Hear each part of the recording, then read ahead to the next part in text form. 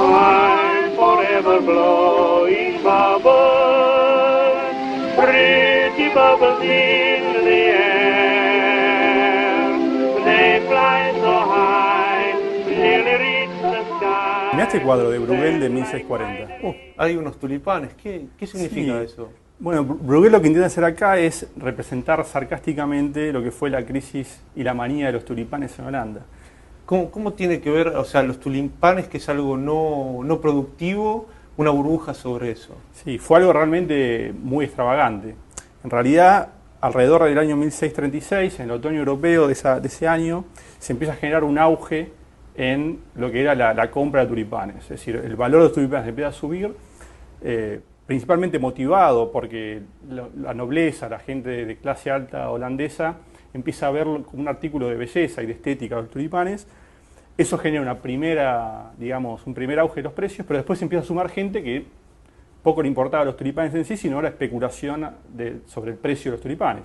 O sea, indistintamente de cómo está la economía, los holandeses creían que iba a ser el tulipán holandés algo importante para Europa. Claro, eso era la base, digamos, de las expectativas crecientes del precio. Si todo el mundo pensaba que nunca iba a dejar de crecer el precio del tulipán, que todos los países europeos iban a entrar en el auge, digamos, de la compra de tulipanes, y eso generó una inflación hacia el resto de los bienes, por ejemplo, la tierra, los inmuebles, otros bienes de capital holandeses, que generó una euforia económica muy corta, unos meses, en Holanda, en ese año. ¿Y cómo se pincha y cómo termina esta historia en la economía real? Sí, bueno, eso, digamos, en algún momento del siguiente año, 1637, a principios de 1637, se genera cierta desilusión sobre el aumento del precio de los tulipanes y empieza a haber una prominencia de la parte vendedora. Entonces, el ratio, digamos, de aumento del precio de los tulipanes se había multiplicado por 50. Entonces, en muy poco tiempo eso colapsa. Pasa de ser, por ejemplo, el libro clásico que habla de esta euforia es el libro de Mackay, que dice que los tulipanes se llegaban a vender a 6.000 florines, una cifra comparable a terrenos, a casas en esa época. Se llegaban a vender 6.000 florines. Bueno, cuando se pincha la burbuja, pasan de valer 6.000 florines a 150 o 200 florines. Entonces imagínate lo que fue el colapso de riqueza para la gente que realmente había comprado a futuro, digamos, ese tipo de tulipanes. ¿Y esos futuros eran honrados por los compradores? Bueno, justamente se desató un desbarajuste bárbaro porque, claro, cuando el precio, digamos, spot de los tulipanes colapsó, los contratos a futuro seguían, digamos, nominados en el precio esperado que iba a haber, digamos, en el futuro. O sea que había un desfasaje enorme, nadie se quería hacer cargo de los contratos de compra, entonces eso llegó a un montón de litigio, las cortes en Holanda no sabían bien qué hacer y se terminó decidiendo que eran riesgos de juego, era una situación similar a las pérdidas de juego y dejaron que cada uno se las arreglara como mejor podía. Manu, ¿seguimos viendo qué hay? Dale, vamos.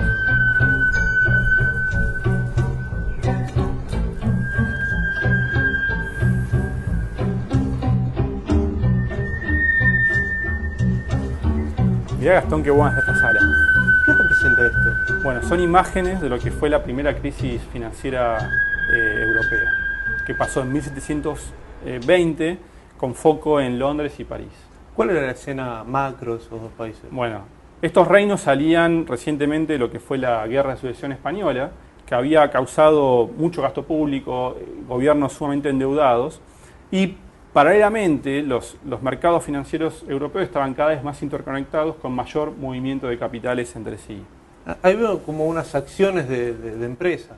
¿Cómo está relacionado? Claro, en primer lugar el gobierno británico, con el objetivo de reestructurar la deuda, crea en 1711 la Compañía del Mar del Sur, que junto con el Banco de Inglaterra, también recientemente creado, iban a ser las encargadas de hacer el canje de deuda, que estaba en poder de los ahorristas para emitir acciones, digamos, para canjear esa deuda. O sea, ¿cómo era la escena? Tenías ahorristas, la empresa en el medio y la corona del otro lado, que era un swap de renta fija y renta variable. El objetivo de la corona era generar, digamos, unir toda esa deuda que estaba desparramada en un solo tenedor, que iba a ser esta compañía de comercio. La compañía ganaba porque la corona le permitía expandir su capital. ¿Cómo era este esquema? el esquema funcionaba de la siguiente manera. La compañía podía aceptar, a cambio de sus acciones, títulos de la deuda británica. Entonces los ahorristas podían comprar acciones de la compañía que eventualmente les iban a dar más renta que lo que estaban recibiendo de renta fija en ese momento por la deuda pública.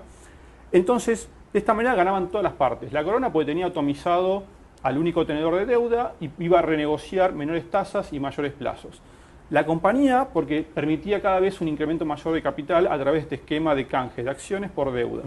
Y los ahorristas porque canjeaban una deuda pública que les daba un interés relativamente bajo por grandes expectativas de ganancia a través de apreciación del capital de las acciones de la compañía del Mar del Sur. Parece que esto va a explotar. Contame antes qué pasa en Francia. En Francia pasa algo parecido.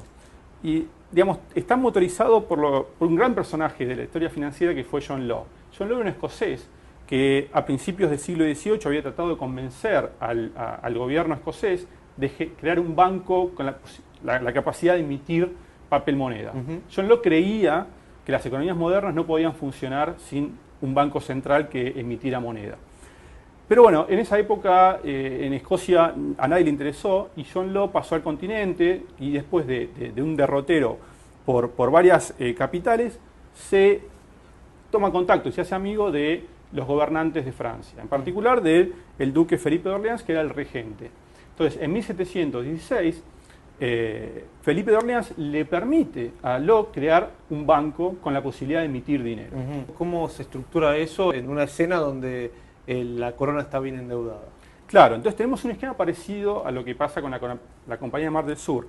Lo que organiza es lo siguiente: emitir acciones de este banco y posteriormente lo que iba a ser la compañía del Mississippi, que también iba a tener el monopolio del comercio francés con el Mississippi americano, a través de un esquema parecido, que consistía en lo siguiente: emitir acciones que podían ser compradas con billets d'État, que eran los títulos de la deuda francesa que había generado y había emitido Luis XIV. Entonces, los ahorristas podían comprar acciones de la compañía usando sus títulos de deuda, que estaban muy subvaluados en esa época. Entonces hacían también una especie de swap entre renta fija por renta variable, con importantes expectativas de beneficio. Que hay que recordar que en esa época recién se estaban experimentando las primeras compañías por acciones y la gente tenía realmente mucha euforia y mucha expectativa favorable de cómo iban a evolucionar estas compañías. Entonces había una euforia generalizada acerca de cómo iban a evolucionar los precios de las acciones. Entonces, ¿cómo termina cayendo todo esto? Bueno, volvamos a Londres. Lo que pasa es lo siguiente: la compañía de Mar del Sur realmente tiene un manejo muy malo, se adulteran balances, se generan ganancias falsas, y esto es descubierto tanto por auditores de accionistas minoritarios como por el gobierno. Entonces, lo que había sido el aumento fabuloso del precio de las acciones empieza a colapsar. Esto genera que parte de los accionistas continentales de la compañía del Mar del Sur retiran su dinero. Esto genera a su vez una caída muy drástica del precio de las acciones. Y este pánico que se genera en Londres se traslada después a la compañía de Law, que también había tenido una serie de malos resultados en el Mississippi, porque esperaban encontrar oro que no encontraron y una serie de cosas. Entonces, las acciones de la compañía de Law también colapsan. Y esto genera un efecto de riqueza impresionante en toda Europa, que se traslada a Ámsterdam, Hamburgo, a los principales centros financieros europeos, generando realmente un estancamiento del comercio y la actividad económica fenomenal. Manuel, vamos a ver si nos encontramos con otra crisis. Dale, vamos. Principava